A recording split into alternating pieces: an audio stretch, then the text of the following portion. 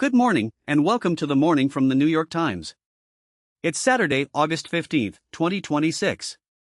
I'm your host, and we've got a full edition to walk through today, from the quiet debate over whether it's okay to abandon a book, to a Supreme Court showdown over a White House ballroom, a guilty plea in a killing that stunned the corporate world, and a whole lot of culture, food, real estate, and life advice to carry you into the weekend. Let's begin. We open with the question that frames today's lead essay: is it okay to DNF? That's did not finish, the new designation Goodreads added this spring so readers can log books they've put down or abandoned. The change, reported by Eric Piepenburg in the Times, sparked an online debate: is it a cop-out to DNF? Melissa Kirsch, who writes this newsletter, enters the discourse, as she puts it, bashfully. She's a grazer, a sampler, someone who tastes a little of everything at the literary buffet. She feels strongly that life's too short for books you don't like. But she also wonders, is the problem the books, or is it her, impatient, seduced by novelty, impossible to satisfy? She tells her friend Lee about people who refuse to forsake books, and Lee responds with outrage. Why would you bother with a book you're not enjoying? There are a million books, she says, as if Melissa hadn't sampled the first chapter of most of them. This sounds like vestigial puritanism. And maybe it is. But Melissa pushes back: you need to give a book a fair shake. It takes a minute to engage with an author's voice, to understand what the book is doing. We've gotten used to the grabbiness of the internet posts, memes, videos that seize attention and hold it hostage. Melissa admits she taps out early, not just with books but with shows and movies. Her attention struggles to distinguish between a novel and a TikTok, between art and content, between being grabbed and being beckoned. Then there's the simplest, most compelling reason to finish: it feels good to finish stuff, one of Eric's interviewees said. Adding a book to the completed list is satisfying. Even if you didn't love it, you accomplished something. You took the journey the author intended. You allocated your attention for a significant duration, a tiny modern miracle. Melissa's friend Alice is one of the healthiest readers she knows, reads quickly, widely, always ready with a recommendation. Melissa figured Alice was a closer, a never DN fair. But Alice surprises her: I could be 90% of the way through and I'll dump it. I'll dump anything. I let the fork fall from my mouth if I'm halfway through a dinner I don't like. And yet Alice finishes more books than anyone Melissa knows. She abandons quickly, without fanfare, without self-excoriation. She doesn't keep a public record of her DNFs, as Goodreads now encourages. Not finishing a book isn't the same as never finishing a book. There's no shame in putting aside a book you don't like, but finding one you do like takes commitment. You might try a few bites from the carving station, but eventually you sit down and eat a proper meal. That's the essay. A meditation on attention, commitment, and the quiet victory of seeing something through even when the world is designed to pull you away. Now, to the news. The Trump administration has asked the Supreme Court to approve construction of the White House ballroom. This is a planned 90,000 square foot structure, estimated to cost $400 million, part of the president's broader effort to remake Washington in his own style. The East Wing was demolished in October to make way for it. The project has been mired in litigation ever since, but courts have allowed construction to proceed even while questioning its legality. The ballroom has been steadily rising in recent months. Now the administration wants the High Court to bless it outright. And Marimo reports from Washington that the request for intervention came Friday. Also on Friday, President Trump dismissed concerns about dire conditions aboard the USS Abraham Lincoln. The aircraft carrier has been deployed for more than 8.5 months, much of it in support of the war against Iran. Reporters asked about reported shortages of basic supplies, safety and hygiene issues, deteriorating mental health among the crew, and families' concerns. The president's response: the deployment had lasted not nearly long enough. Erica Green and Maggie Haberman report that when a reporter mentioned crew members' families were worried, Mr. Trump said, "No, they," and the transcript cuts off there, but the dismissal is clear. Meanwhile, federal officials spied on protesters, infiltrated group chats, and obtained financial records as part of an unusual investigation into left-leaning organizations during the Trump administration's immigration crackdown in Minnesota. Alan Feuer and Ernesto Landano report that 4 days after Alex Preddy, a 37-year-old government nurse, was fatally shot while filming Border Patrol agents taking part in the crackdown in late January, the Homeland Security Department quietly opened an investigation at its St. Paul office. The target wasn't the agents who killed Preddy. It was several left-leaning political organizations, labor unions, a climate change group, socialist collectives that investigators believed were connected to the unrest. The surveillance was expansive, conducted against organizations never accused of crimes. Now to the case that has gripped New York and the country.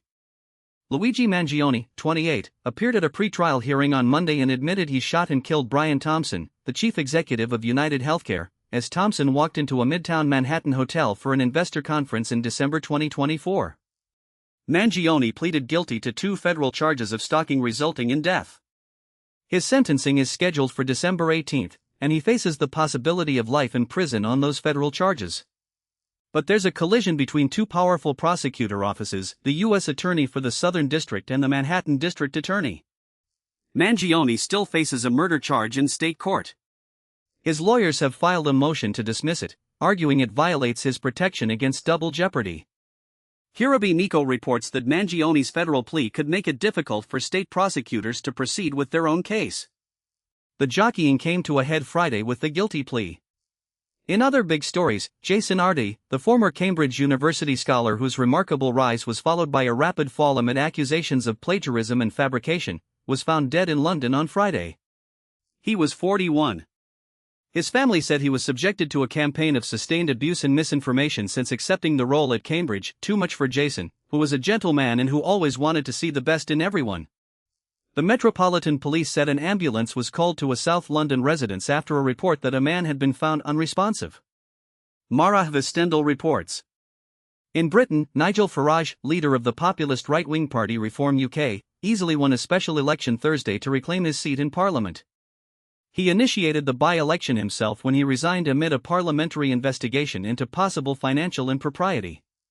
He took 63% of the vote. His main rival, a novelty candidate known as Count Bin Face, who wears a trash can-themed costume, received 27%, a personal best. None of Britain's other major parties participated, calling it a political stunt engineered to distract from the investigation. Michael Shear reports from London. And Google has enabled its Gemini AI chatbot for K-12 students using its popular Classroom app for schools. Previously, Gemini was automatically enabled only for students 18 and over. Google Classroom is used by more than 150 million students and teachers worldwide. Natasha Singer, who has covered tech in schools for more than a decade, reports this escalates a race among U.S. tech giants to train students on their artificial intelligence tools. Now, the week in culture. Lanterns, HBO's next big bet in the DC universe, premieres tomorrow. It's not your typical comic book adaptation, more like a buddy cop drama. Aaron Pierre and Kyle Chandler play 2 Green Lanterns who are supposed to be working together but keep getting in each other's way. Fans have been obsessing over Chandler's green ring. Matt Stevens visited the set in 2025 at the historic Warner Brothers lot in Burbank and in the town of Piru, about 40 miles northwest. 4 months, a single production still was all the public had. Now the show arrives. Mary Heilman, who achieved wide acclaim in her 60s for her ebulliently colored, loose-limbed, often lopsided abstract paintings, died Friday in Riverhead, New York, at 86. The cause was complications from a recent fall. Deborah Solomon writes that Heilman's paintings poked fun at the geometric precision favored by her male contemporaries, and she was an emblem of the obstacles faced by women artists of her generation. Her first museum retrospective opened to rave reviews in 2007 when she was 67. In the sci-fi action film, The End of Oak Street, dinosaurs invade a pleasant suburban neighborhood. It has, our critic writes, a sui generis oddness that's rare in summer popcorn productions. Set in 1982, it invites comparison to Spielberg, but Elizabeth Vincentelli found herself thinking of Hieronymus Bosch out there visions of suburbia engulfed in chaos. She calls it the suburbia of earthly delights and nightmares. Christy Knowings, who starred on the Nickelodeon sketch comedy series All That, died Tuesday in Long Beach, California, at 46. Her father confirmed she went into cardiac arrest after a severe asthma attack. All That was a PG version of Saturday Night Live with a diverse cast and musical performances by TLC, Aaliyah, Usher, a major children's television hit for 10 seasons. Ishani Desai and Jonathan Wolfe report. And director Jane Schoenbrunn explains in a video how the new film Teenage Sex and Death at Camp Miasma uses horror conventions to have some fun. On the art crime front, police in Brazil recovered 8 works by Henri Matisse stolen from the Mario de Andrade Library in São Paulo last December in a brazen daytime robbery. The prints belonged to Matisse's 1947 jazz series. Police tracked them to an apartment in São Bernardo do Campo and arrested one person on suspicion of receiving stolen goods. 5 works by Brazilian artists were also taken. John Yoon reports. Separately, Italian police recovered another Matisse, along with works by Paul Cézanne and Pierre-Auguste Renoir, stolen in a nighttime heist near Parma this March. The Carabinieri, Italy's military police, said it took thieves less than 3 minutes to make off with the 3 artworks, collectively valued at more than $10 million. 5 people have been arrested following a complex investigation involving clues at the scene and wiretaps. Elisabetta Pavolito reports from Rome. Theatre, the Edinburgh Fringe is at theatre's bleeding edge, where next great productions and stars often emerge. Gillian Rayfield, Alex Marshall, and Howman Bearcat highlight 8 shows buzzing this year. Elflions is The Woman on the Edge is a raw, high-concept retelling of a breakup via WhatsApp. She appears disheveled in a cocktail dress, standing on tiptoes to suggest high heels, lip-syncing to real voice notes, enlisting an audience member to read a monologue. Streaming has made theater more accessible. Elizabeth Vincentelli highlights the Schmigadoon cast album out August 21, which won Best New Musical, Best Book, and Best Score at the 2026 Tonys. Also streaming, A Deft Winter's Tale, a reimagining of a solo show about sex work, and a 1970s production of Chekhov by Tweens. More culture, Stavros Halkias has emerged as a counterweight to comedy's rightward shift, while remaining joyously lewd. Joe Coscarelli and John Caramanica write that over the last few years, mainstream comedy has turned toward the interpersonally brutish, the politically conservative, the offhandedly viral. At each turn, Halkias blanched and tried to intervene while still being funny. His new special Uncle Stav comes to Netflix next month, mixing humor about American politics with self-lacerating bits about his body, drug intake, and vast yet fragile ego. He's the guest on this week's Popcast.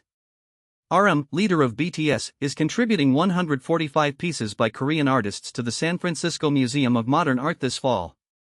He says collecting Korean art helped him find his roots. I know Picasso, I know Van Gogh. I don't know anyone from my country, he told himself as he began to buy. You have to find your root. A 19th century calligraphy work usually hangs in his soul studio. One's actions and conduct should be as upright and weighty as 1,000 massive rocks. Andrew Russeth reports. Phoebe Bridgers released her 3rd album, Lost Weekend. Lindsay Zoludz calls it a marvelous, death-haunted emotional odyssey showing off her songwriting powers at a new peak. It opens with a devastating dad joke, crying in a suit and tie, but you should see the other guy, her father's funeral, delivered with a vocoder effect. Humor and pathos prove oddly compatible slow dance partners throughout, as 31-year-old Bridgers processes major personal changes. Recipe of the week, melon salad with nectarines, tomatoes and basil, from Hannah Shizgel Paris of Roman's Restaurant in Brooklyn, adapted by Legeya Mizhan. Melissa Clark writes it embodies the do very little to perfect ingredients philosophy. The genius is seasoning each component separately and building flavors gradually.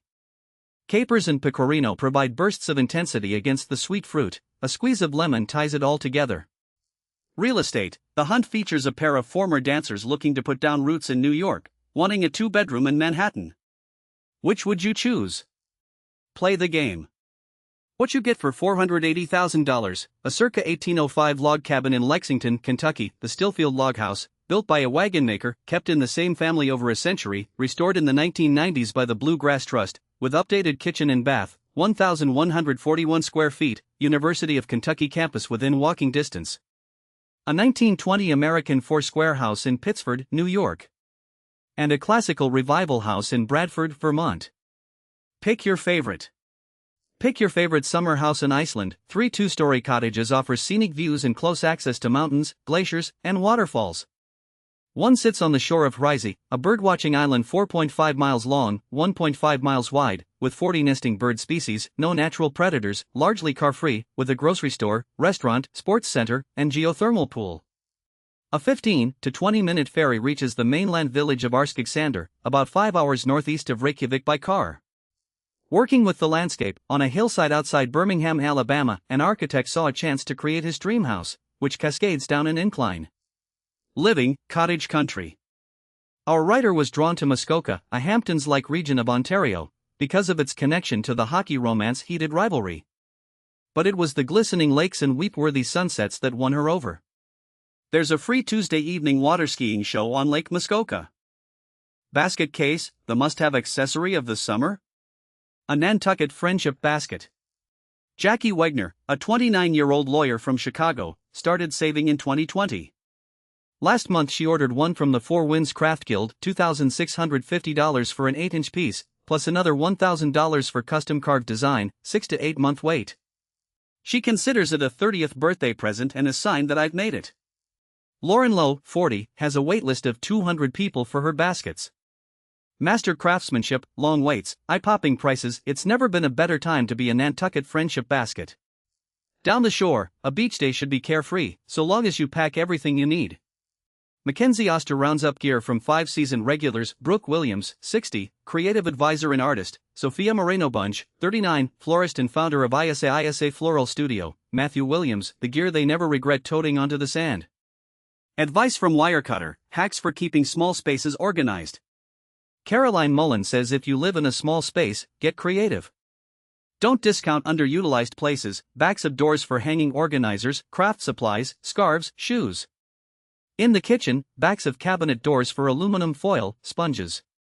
Hooks or magnets on fridge sides for knives, paper towels.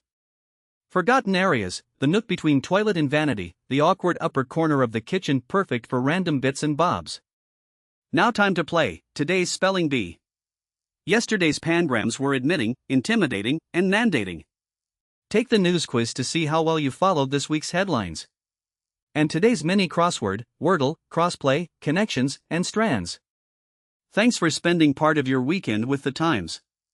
This has been the morning for Saturday, August 15, 2026. See you tomorrow.